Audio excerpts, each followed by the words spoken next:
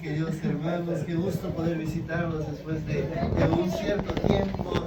Sí, qué alegría que aún se recuerden esas cosas. Me da mucha alegría en lo personal, pero hoy nos vamos a concentrar en estudiar el texto bíblico. ¿Sí? Así que abre tu Biblia. Yo sé que has traído tu Biblia. Abre tu Biblia, Adrianito, y busca el capítulo 7 del libro de Lucas, el cual nos va a mostrar una historia, sí, una historia en particular. El capítulo contiene dos milagros muy bonitos, dos milagros muy interesantes, dos milagros que podrían contrastar en la manera de cómo suceden, pero es tan curioso, mis queridos hermanos, que hoy vamos a analizar un milagro en particular. Lucas capítulo 7, versos 11 en adelante. Y aquí es tan curioso esta historia, mis queridos hermanos, porque Jesús realiza algo que le gusta hacer. Sí, Jesús iba a los diferentes pueblos, iba a los diferentes lugares, iba a las diferentes personas, y le gustaba ayudar a esas personas, dar una solución a la vida de las personas. Y este texto no es ajeno a ello, así que antes de poder meditar en la Escritura, les invito a que podamos orar.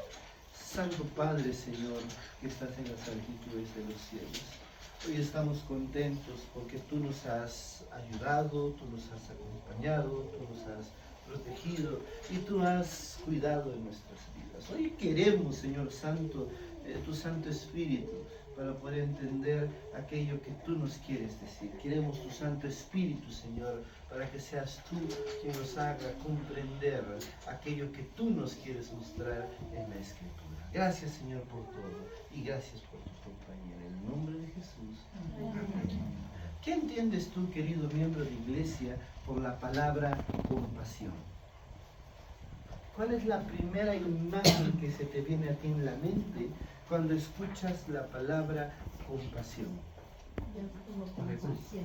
A Jesús, muy bien, misericordia.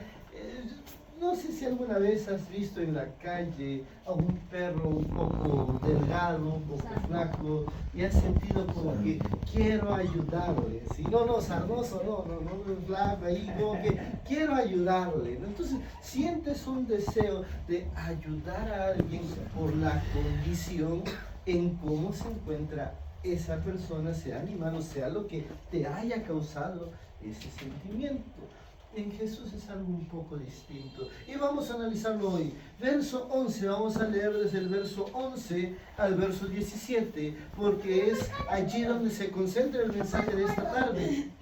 Aconteció después, dice el verso 11, síganme con la lectura, que él iba a la ciudad que se llamaba Naín, e iban con él muchos de sus discípulos y una gran multitud.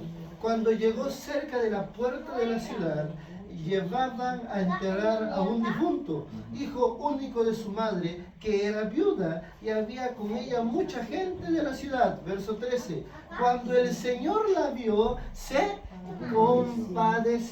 compadeció de ella y le dijo: no llores. Acercándose, tocó el féretro, y los que lo llevaban se detuvieron, y dijo: joven, a ti te digo, levántate.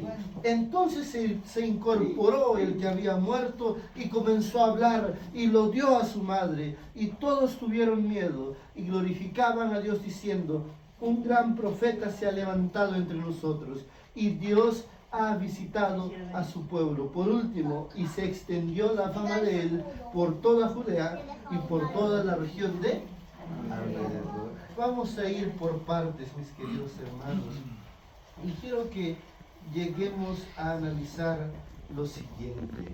¿Cómo se llama el pueblo donde Jesús se encontró a esta mujer? Naín. El pueblo de Naín, mis queridos hermanos, es un pueblo muy particular, porque si tú revisas desde la primera página de la Biblia hasta la última, no vas a encontrar registro de ese pueblo. Lucas es el único que registra esta historia. Y Naín no era una ciudad grande, no tenía una gran infraestructura, no era un pueblo enorme, un pueblo con un líder fuerte, no. Naín era un pueblo que estaba ubicado a 30 kilómetros de Capernaum. Estaba lejos. Era un pueblo no grande, era un pueblo pequeño, era un pueblo chiquito. Pero es tan curioso, mis queridos hermanos, que analizando el texto, Jesús estaba llegando a esa ciudad. Una ciudad pequeña, una ciudad que para muchos pasaba desapercibida, que hasta para muchos no existía. Pero es tan curioso que Jesús se acerca a esa ciudad porque vio que en esa ciudad había una necesidad. Verso 11 menciona que con él iban muchos de sus discípulos. Y acá hay algo muy curioso. Dice muchos de sus discípulos y de sus seguidores. Y una gran multitud. Es tan curioso eso que estaban aquellos que sí estaban cerca de Jesús, estaban con Jesús, convivían con Jesús, pero estaban aquellos también que se habían adherido al grupo por lo que Jesús hacía.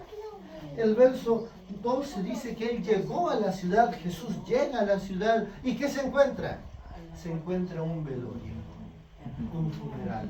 En ese tiempo, pues los funerales no son como ahora, no todo encajonado y no sabes quién es, no lo puedes ver. Pero en ese tiempo, pues el féretro era abierto. Las personas que pasaban podían ver al muerto, era abierto o era tan solamente una tabla y el muerto estaba envuelto en telas. Sí, esa era la forma en la cual una persona era enterrada en el tiempo antiguo, en el tiempo de Jesús. Y las personas, cuando eran enterradas, normalmente eran enterradas el mismo día que habían fallecido. ¿Por qué? Porque se consideraba que un muerto, cuando una persona moría, era impura. Entonces tenía que enterrarse rápido. Entonces es tan curioso, mis queridos hermanos, que analizando lo que pasa, analizando la cultura, ese joven probablemente haya muerto ese mismo día. Y ese joven, porque la Biblia habla de un joven, y la palabra griega hace énfasis en que es un joven, no es ni un niño, no es ni un adolescente, es un joven. Y es tan curioso que ese joven era hijo de una viuda. Y esa viuda, antes de perder a su hijo, ¿qué había perdido? Su esposo. Era viuda. En el tiempo de Jesús, el sustento del hogar, ¿quién era? El varón. Si el esposo moría, si tenía hijos, ¿quién asumía la responsabilidad? Esta mujer no solo había perdido ya antes a su esposo, a su primer sustento, ahora estaba perdiendo a su hijo, a quien le sustentaba. Es decir, esta mujer, de la muerte de su hijo en adelante, ya no tenía quien le sustente, ya no tenía cómo vivir, ya no tenía cómo avanzar en la vida, porque su único sustento había muerto. Había muerto. Y dice el verso 12, que había mucha gente con ella. La gente de la ciudad estaba con ella, sintiendo el dolor que ella sentía. Pero es tan curioso, mis queridos hermanos, que mientras una multitud llega alegre, porque Ellen White dice que mientras Jesús iba en el camino, Jesús sanaba enfermos, Jesús hacía milagros. Entonces había una multitud que estaba alegre, había un grupo de gente que seguía a Jesús y ese grupo de gente estaba alegre. Y ese grupo de gente alegre contrasta contra el otro grupo de gente que está triste, porque alguien había muerto. Verso 13 menciona que Jesús la ve. Sí, Jesús ve a la mujer, mi querido hermano. ¿Y qué dice? Cuando el Señor vio a la mujer, antes de que le diga no llores, ¿qué dice el texto?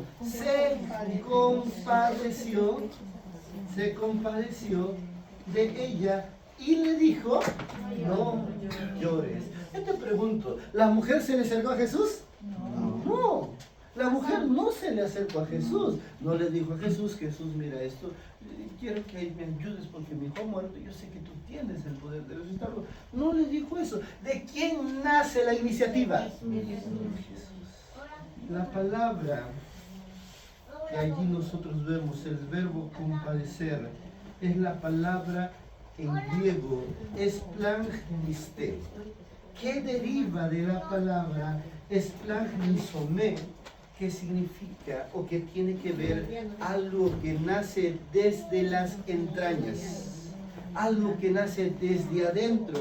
Entonces, cuando Jesús ve a la mujer, cuando Jesús ve el dolor de la mujer, Jesús sintió un dolor, sintió algo que le motivaba a actuar, sintió algo que le motivaba a hacer algo más.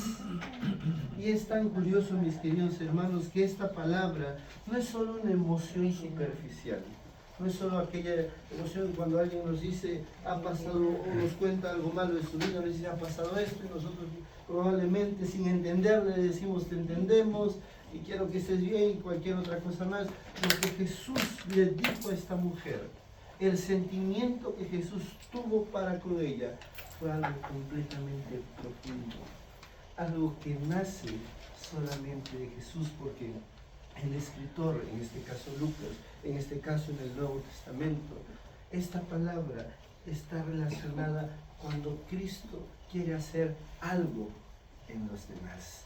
Si nosotros vemos, mis queridos hermanos, en la Biblia se registran 3 milagros de resurrección: la hija de Jairo, el hijo de la viuda de Naín y Lázaro.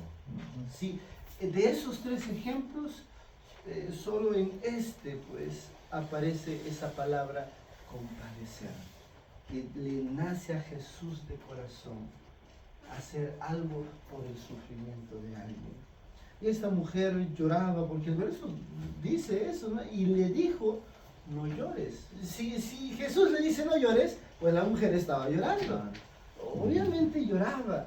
Y yo te pregunto, ¿la mujer tenía motivo para llorar? Sí. ¿Quién no llora cuando se le muere un familiar? O cuando está en un problema difícil, o cuando no sabe qué hacer en medio de una circunstancia muy dura. La mujer lloraba. Y hubiese sido, o el texto hubiese tenido sentido si es que Jesús le hubiese dicho no llores después del milagro. Pero Jesús le dijo no llores antes del milagro. Y es tan curioso que probablemente cuando la mujer escuchó estas palabras habrá dicho, pero Señor, tengo razón para llorar, tengo motivo para llorar, mi único sustento ya no está. Y ahora estoy sola, no solo he perdido a mi esposo, ahora he perdido a mi hijo. Y pues ya no sé qué hacer. Pero ese Jesús, con eterno amor, que se compadece de ella, que dentro de su corazón le nace la misericordia para con el prójimo, para con los demás, para con su pueblo, le dice, no llores.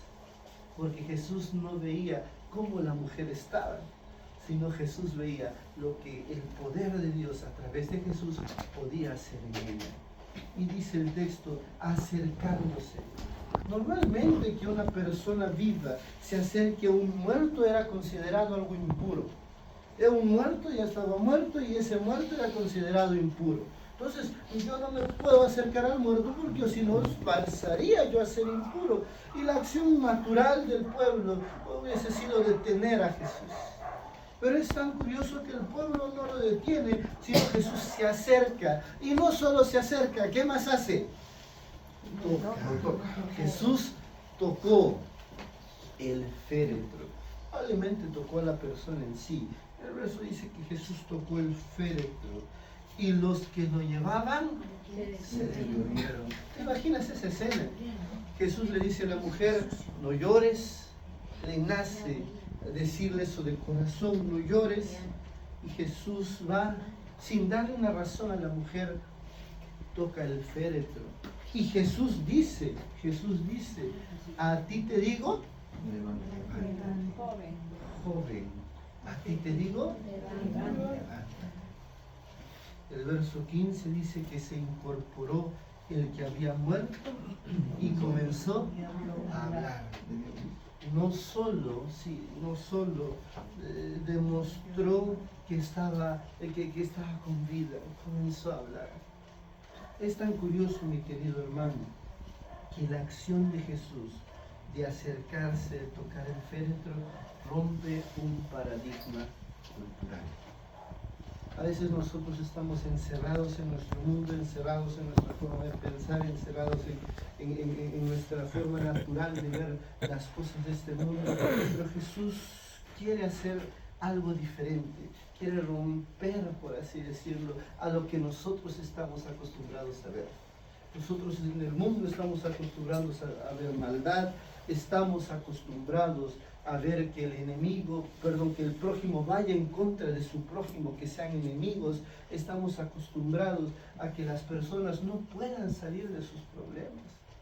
Estamos acostumbrados a que el mundo viva en enfermedad. Estamos acostumbrados a que el mundo viva en dolor. Pero es tan curioso que eso se ha hecho una costumbre para nosotros. Ver tanta delincuencia, ver tantos problemas, ver tanta gente que se quita la vida, ver tanta gente que pierde la vida en accidentes, se ha vuelto algo normal.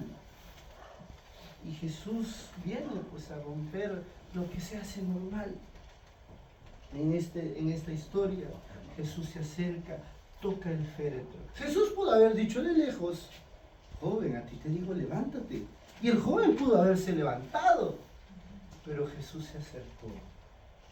Jesús miró la situación. Jesús se fijó del problema. Jesús se dio cuenta de aquello que estaba abrumando a la mujer. Y se dio cuenta y se acercó a solucionar el problema en primera fila.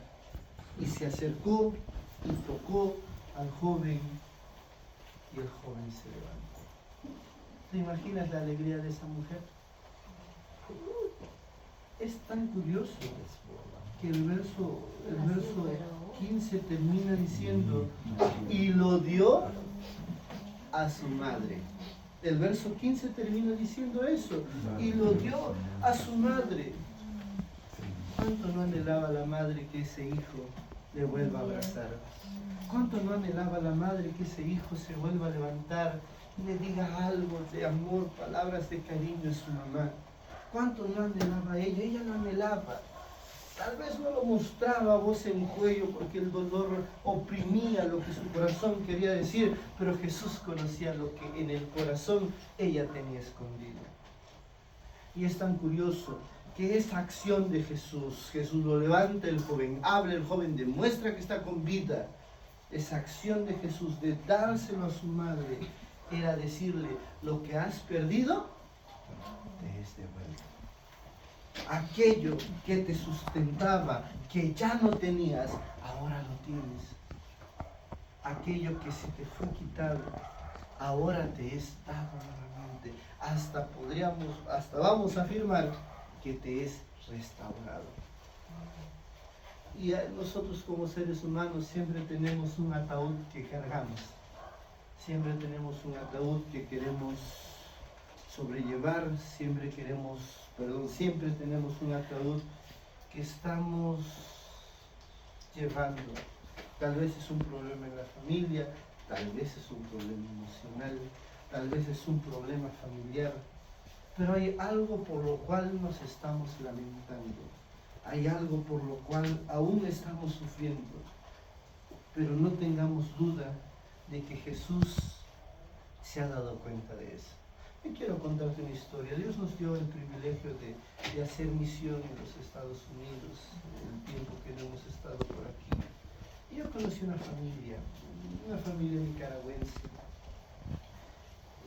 Yo contacté con ellos gracias a que un familiar de ellos asistía a la iglesia y contacté con ellos. Ellos fueron adventistas muchos años en Nicaragua, más un problema con ese mismo familiar, problema muy fuerte, se alejaron de la iglesia y no querían saber nada de la iglesia. Fuimos, oramos con ellos, estudiamos la Biblia poco a poco con ellos, con temas focalizados para ellos. Era una familia enorme, muy grande, pero faltaba alguien siempre en esa casa. el padre de los hijos de ellos, el señor Tom. Y cada vez que le llamábamos al señor Tom para poder hablar con él, Tom nos decía: no tengo tiempo, estoy en el trabajo, estoy yendo a este lado, estoy en el hospital, estoy aquí, estoy allá. Tom no tenía mucho tiempo para aparecer. Un día, ya casi al momento de regresarnos, nos llama su hija, Evalyn, y nos llama y nos dice: hermano, venga al hospital. Nosotros fuimos con el pastor al hospital, y Tom era un hombre de 1,85 m, alto, fuerte, iba al gimnasio, hacía ejercicio. Era un hombre que había llegado a los Estados Unidos, había engañado 3 veces a su esposa, tenía hijos con otra mujer aparte, su esposa se había separado de él, no quería saber más nada de él. Nosotros llegamos al hospital y don Tom estaba postrado, conectado con una sonda, y cuando su hija nos llama afuera, antes de entrar, su hija nos dice que él estaba con un 99% de cáncer en el cuerpo y le quedaban, según los doctores, de 1 a 5 años de vida. Él no lo sabía. Él pensaba que solo tenía diabetes, y también tenía diabetes. Y ahora tenía también cáncer. Él no lo sabía. Pero es tan curioso. Nosotros entramos y el rostro que él tenía era como cuando tú le cuentas una noticia tan grave a alguien y es un rostro de dolor. Y él pareciera que te hablaba fuerte, que te hablaba, a veces trataba de reírse, pero sus ojos, su rostro no mentía. No encajaba, exacto. Su rostro te decía otra cosa y él te decía otra cosa. Oramos con él, pidiéndole a Dios que lo ayudara, pidiéndole a Dios que lo transformara. Y ese hombre recio, yo me acuerdo que esa vez dijo que por algo Dios quiere que esté aquí. Ojo, él no sabía que tenía el 99% del cuerpo con cáncer. Siguiente día lo visitamos, estaba nuevamente en el hospital, volvimos a orar con él, tenía nuevamente ese rostro. Fuimos el sábado, oramos con él, lo visitamos, y el domingo no pudimos ir, encargué a un hermano para que vaya, no lo encontró en el hospital, ya le habían dado de alta, estaba en la casa de su hija, y don Tom va a su último chequeo, me acuerdo, un día martes, yo ya a punto de venirme para acá, y don Tom, el doctor no sabía que la familia no le había dicho, y el doctor le da los últimos chequeos, no estaba ningún familiar con él, el familiar había salido a hacer una que otra cosa, y estaba don Tom esperando los últimos chequeos, los últimos exámenes, y a falta del familiar el doctor le dice la verdad. Le dice: don Tom, usted está con el 99% del cuerpo comprometido con el cáncer. Y él le dice así: hace 3, 4 días, una semana, le dijimos a su familia que a usted le quedaban 5 años. Ahora le decimos que a usted le queda de 6 meses a 1 año. Y don Tom, nosotros llegamos a la casa del señor Tom, llegamos a su casa y no estaba, porque estaba en el hospital. Y su hija me llama y me dice: no está, voy a llamar a mi hermano. Llama a su hermano y justo don Tom estaba volviendo del hospital a la casa de su otro hijo que lo había llevado. Nosotros entramos, no sabiendo eso nos contaron ahí. Y don Tom sentado, yo me acuerdo de ese escena, él estaba sentado en una esquina del sofá, y él lo ve al pastor, y con las pocas fuerzas que le quedan, porque estaba enfermo, se levanta, le abraza al pastor, nos abraza y dice, qué bueno que hayan llegado. Nos cuenta esa historia. Pero es tan curioso que en ese momento él no tenía el rostro que al comienzo o el primer día, que no sabía nada, tenía. El rostro que yo vi en Don Tom, que nosotros vimos en Tom, era un rostro como que diciendo, bueno, ya, esto es lo que probablemente vaya a pasar, pero quiero hacer algo. Ese mismo día Don Tom nos dijo que quería entregar su vida a Cristo. Y Don Tom entregó su vida a Cristo, gracias a Dios, en la iglesia. Pero es tan curioso que Dios vio el dolor en el corazón de él. Él nos dijo, si es que Dios me sana, amén. Dios puede hacerlo, yo sé que puede hacerlo. Él dijo, yo sé que puede hacerlo. Pero si Él me ha traído hasta aquí, es porque me quiere enseñar algo. Y Dios le enseñó a través del dolor, a través del sufrimiento, que vivir sin Dios es muy difícil. Él entendió que esa forma en la cual él estaba era el último mensaje de amor de Dios para él. Dios sintió compasión por él, Jesús sintió compasión por él, porque no quería que su alma pereciese. Ellen White, mi querido hermano, tiene algo muy bonito que decirnos, y ella dice que Cristo se conmueve de simpatía por nuestro pesar. Su corazón, que amó y se compadeció, es un corazón de invariable ternura. Tom, en el último momento, probablemente el momento más difícil, después de haber recibido esa noticia, decidió una vez más aceptar a Cristo. Porque Cristo, pues, decirlo así, tuvo compasión de él. La historia del verso 16 al 17 termina que todos tuvieron miedo, no porque Jesús les daba miedo, sino porque quedaron asombrados por el poder de Cristo y glorificaban diciéndole a Dios, un gran profeta se ha levantado entre nosotros y Dios ha visitado a su pueblo. Y se extendió la fama de él por toda Judea y por toda la región de alrededor. Toda esa familia, mis queridos hermanos, está a punto de entregar su vida a Cristo, gracias a que Don Tom entregó su vida a Cristo. Así que la decisión que puedes tomar hoy por Cristo va a influir en los demás. Y ten por entendido que Cristo ve el ataúd que estás cargando. El ataúd que Don Tom cargaba de repente era la vida que él vivía vanamente en el mundo. Era algo que él no podía dejar. Dios lo tuvo que llevar hasta el momento más difícil para ayudarle en eso. ¿Qué es lo que tú estás cargando? ¿Te pesa lo que estás cargando? ¿Te pesa aquel muerto que estás llevando? Hoy Cristo ve tu problema, hoy Cristo ve qué es lo que estás pasando y hoy Cristo quiere darte una solución. ¿Queremos nosotros aceptar esa solución?